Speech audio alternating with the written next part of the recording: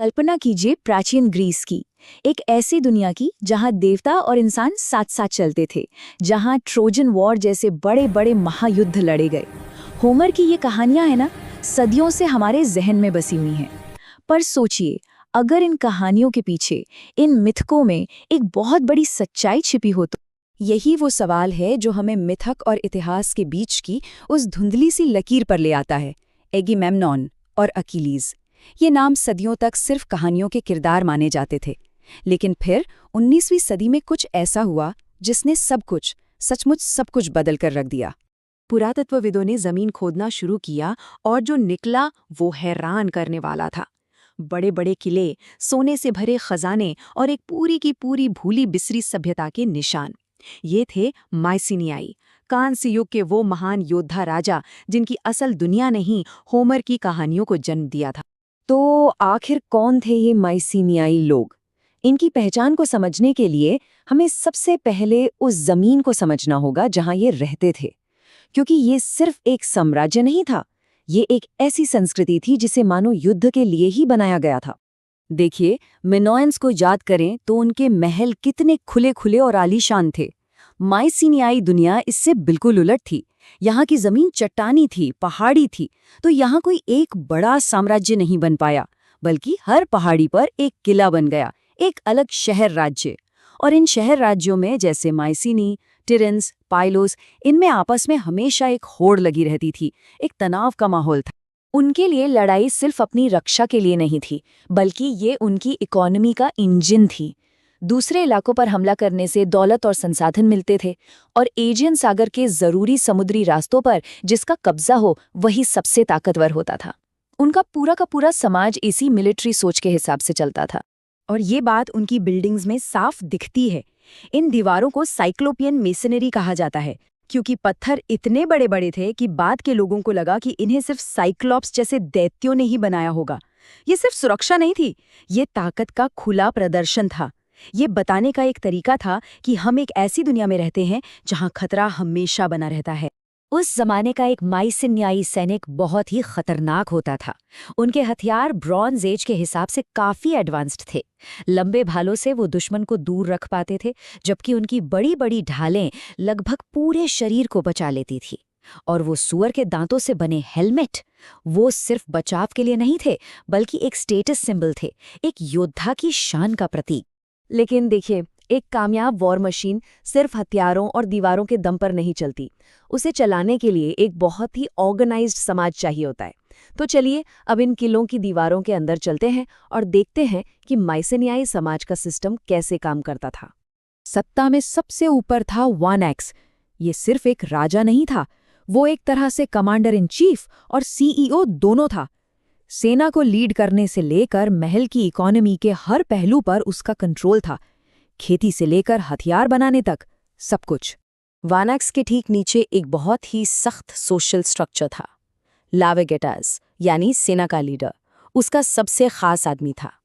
फिर आते थे मिलिट्री के बड़े अफसर, उसके बाद क्लर्क्स और स्किल्ड कारीगर जो पूरे सिस्टम को चलाते थे। और इस पूरे पिरामिड का आधार थे किसान और मजदूर, जिनकी मेहनत पर यह पूरा ढांचा खड़ा था। अब इतने बड़े और कॉम्प्लेक्स राज्य को चलाने के लिए हर चीज का रिकॉर्ड रखना जरूरी था। तो इसके लिए उन्होंने अपने पड़ोसियों मिनोयंस से एक आइडिया लिया और उनके लिखने के तरीके को अपनी भाषा के लिए बदल लिया। इस लिखने के तरीके को हम आज लीनियर बी के नाम से जानते हैं। और कमाल की बात यह है कि दशकों तक कोई इसे पढ़ ही नहीं पाया, ये एक पहेली थी। फिर 1952 में माइकल वेंट्रिस नाम के एक जीनियस ने इसे डिकोड कर लिया, और सबको लगा कि वाह, अब हमें इनकी कविताएं, इनकी कहानियां पढ़ने को मिलेंगी। लेकिन जानते हैं क्या मिला? इसमें मिला हिसाब किताब। जैतून के तेल के कितने घड़े आए, किस सैनिक को कितना राशन देना है, टैक्स का पूरा ब्यौरा। मतलब कोई लिटरेचर नहीं, सिर्फ एडमिनिस्ट्रेशन। इससे साफ पता चलता है कि ये समाज कितना ऑर्गेनाइज था, हर चीज पर कंट्रोल और हिसाब किताब रखने वाला। किसी भी कल्चर को समझने का एक बहुत अच्छा तरीका ये देखना है कि वो अपने मृतकों के साथ कैसा सलूक करते हैं। और माइसिनियाई लोगों के मामले में तो उनके मकबरे उनकी ताकत, उनकी दौलत और उनके विश्वासों की पूरी कहानी बयान करते हैं।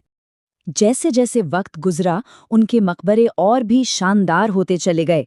शुरुआत हुई साधारण पत्थर की कब्रों से, फिर रूलिंग क्लास के लिए उन्होंने गहरी शाफ्ट कब्रें बनाईं और आखिरकार अपनी ताकत के शिखर पर उन्होंने बड़े-बड़े थॉलोस या मधुमक्खी के छत्ते जैसे मकबरे बनाए जो इंजीनियरिंग के कमाल के नमूने थे।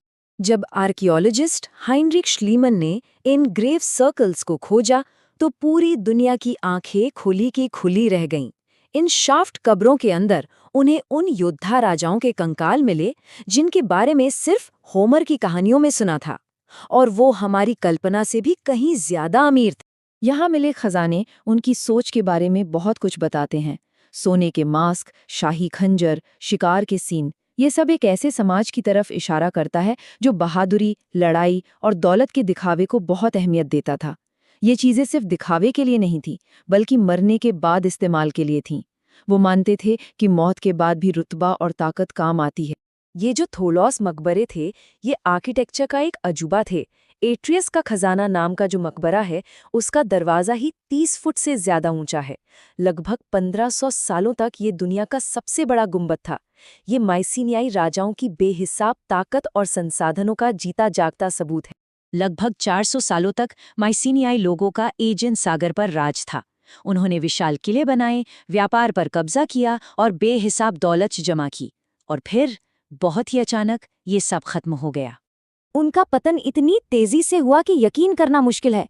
सदियों की तरक्की और स्थिरता के बाद उनकी पूरी दुनिया सिर्फ कुछ ही पीढ़ियों में ढह गई। ये सिर्फ एक शहर की हार नहीं थी। पाइलोस, माइसिनी, टिरिन्स, उनके सारे बड़े बड़े सेंटर्स जला दिए गए, वीरान हो गए। ये एक पूरी सभ्यता का सिस्टमैटिक विनाश था, और ये उस उथल-पुथल का हिस्सा था जो पूरे पूर्वी मेडिटेरेनियन में फैली हुई थी। तो सवाल ये है कि ऐसा हुआ क्यों? इतिहासकार आज तक इस पर बहस करते हैं। कुछ कहते हैं कि सी पीपल्स जैसे रहस्यमयी हमलावरों ने सब तबाह कर दिया। कुछ का मानना है कि किसानों के विद्रोह या आपस की लड़ाइयों की वजह से सिस्टम अंदर से ही ढह गया। एक बड़ी थ्योरी क्लाइमेट चेंज की भी है, जिससे सूखा और अकाल पड़ा होगा। और सबसे ज्यादा संभावना यही है कि ये किसी एक वजह से नहीं, बल्कि इन सभी वजहों के एक साथ आने से हुआ होगा। और इसका नतीजा बहुत भयानक था। लीनियर बी में लिखने का हुनर ही खो गया। इंटरनेशनल ट्रेड बंद हो गया। आबादी बहुत ज्यादा घट गई। ग्रीस एक ऐसे दौर में चला गया जिसे हम डार्क एज कहते हैं। एक ऐसा समय जिसका हमारे पास लगभग कोई लिखा हुआ रिकॉर्ड ही नहीं है। ऐसा लगा मानो किसी ने वक्त की घड़ी को कई 100 साल पीछे घुमा दिया। लेकिन सब कुछ खत्म नहीं हुआ था। माइसिनियाई लोगों की यादें कहानियों और लोक कथाओं में जिंदा नहीं, जो एक पीढ़ी से दूसरी पीढ़ी तक सुनाई जाती रहीं।